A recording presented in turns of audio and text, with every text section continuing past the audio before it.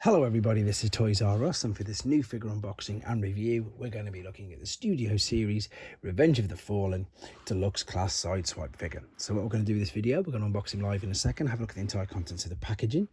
We're then going to have a detailed look at him in both of his modes to help you decide how you want to display him. We will of course do some comparisons with him and some other Sideswipe movie figures that have been released, and for a bit of fun as well we'll do a couple of comparisons with some other Sideswipe figures that have been released in the Generations toy line. Now, I ordered this figure from Hasbro Pulse when they had their crazy sale the other month, and purely because it looks such a huge upgrade to the ones that I was used to seeing in the old movie figures. Now that alternate mode looks stunning. We can see that it's going to take 19 steps. We've got there the official GM, I suppose, seal of approval and licensing, so this is good. Obviously they've got the licensing to actually make reproduction versions of this vehicle, and again it just looks a million times better than the other figures of him that I've got from Dark of the Moon especially, shall we say. So there's a picture of him, of course, from the movie. We can see that he is number 78, and there he is again in the movie. So let's get this guy open and see what's inside. I'm interested to see what the background is, actually, with it being Revenge of the Fallen, just to see what sort of scene that they decide to give us. So there he is with his blades and two other accessories. And once again, this is my first experience of this figure. I've not seen any of the reviews on it, so I'm quite, again, excited to see this. Is that something from Shanghai? Maybe, I'm not too sure. Again, I will check in a second when I come back, but there's his instructions, and I'm going to set him free from here and we will do some first impressions. So then, I've just quickly set him free from his plastic casing, and in all honesty, I mean, this is just in a completely different league to any other Sideswipe figure that I have ever seen. I briefly collected the movie bots when they first come around. I don't have the original or first, as I say, Studio Series version of this with the roof, but this is just amazing. It's so good, and this is probably another one of the reasons why I've started to collect these figures. Again, there's a lovely head sculpt there. I mean, look at all the different greys and silvers. You've actually got some metallic silver, you've got some dull silver, you've got your gunmetal grey. There's so much going on. The detail there in the midsection is brilliant, and as I say, this two-tone silver, the reflective stuff, it just looks, as I say, I've not seen a figure like this. This does look and feel a bit premium, shall we say. There's detail in it on the wheels. You can see they've got the silver in the rims. There's detail in there in the thighs, in everything. As I say, this is without doubt the best Sideswipe figure I've ever seen. It's got to be. It's so good. So articulation wise, you've got full rotation of the head. That must be on a ball. Shoulders, they're on a ball and socket. You can see they're just tucked into there, but there is a bit of a hindrance obviously with these wheel arches. Is there? Yes, there's a waist swivel. You wouldn't have think there was looking at that, but there is a waist swivel. Ball and socket hips, knee flexion, ankle tilt and rock, wrist. Do the wrists turn around? No, the wrists don't turn around, but of course you've got elbow flexion. This guy's just fresh out of the packaging, so obviously you can position these however you want. And it doesn't even look too bad. The back kibble doesn't look too bad at all. You've of course got the official logo there. Yeah, as you can tell, I'm incredibly impressed with this. So that was first impressions. I've had a quick double check. That is the Shanghai scene.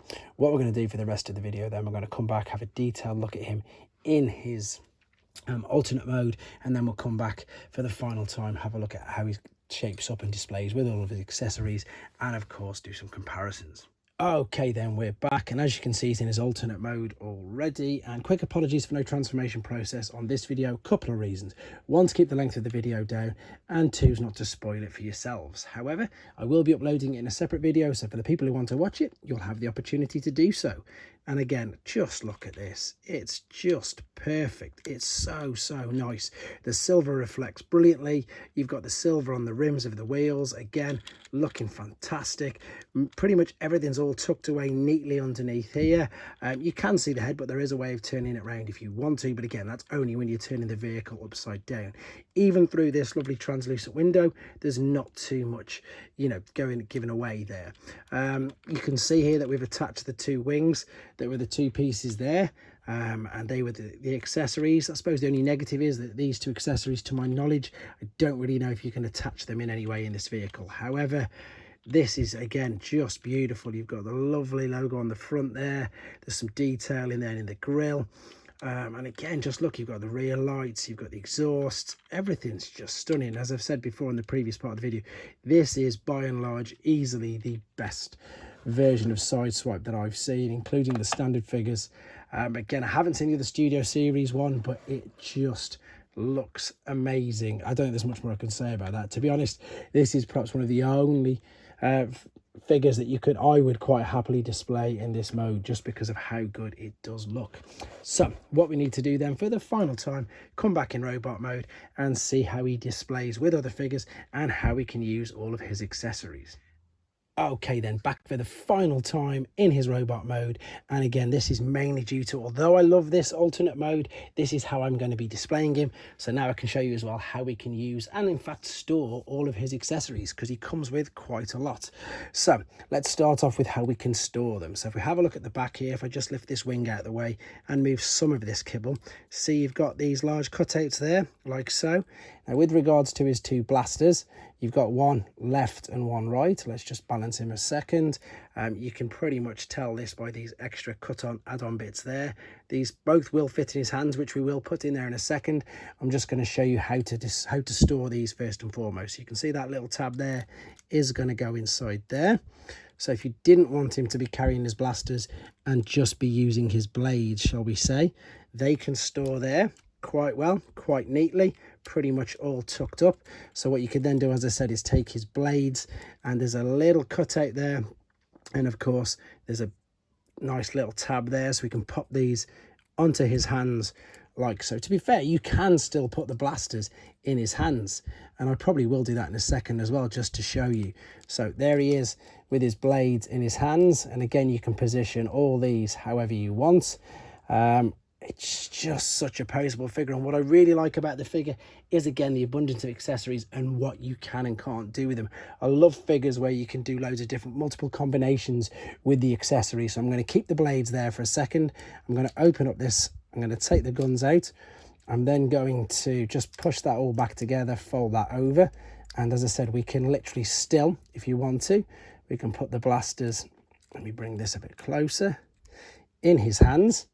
So of course he's super powered up now. He's got his blades and he's got his blasters, and as you can see, that still works as well. Looks a little bit odd, looks a little bit like an octopus maybe, but it still works. Now what you can do as well is you can take these attachments, blades, whatever you want to call them, off the side, and these can attach as well to the underside of here. So there's your large cutout. There, of course, is your big tab that we used to connect it when he was in car mode. We can bring these up, same on this side, turn this underneath and slot that into place. So now you've just got, I mean, look at it, it's just great. So great, so versatile, so poseable. Easily probably my favourite Studio Series figure so far.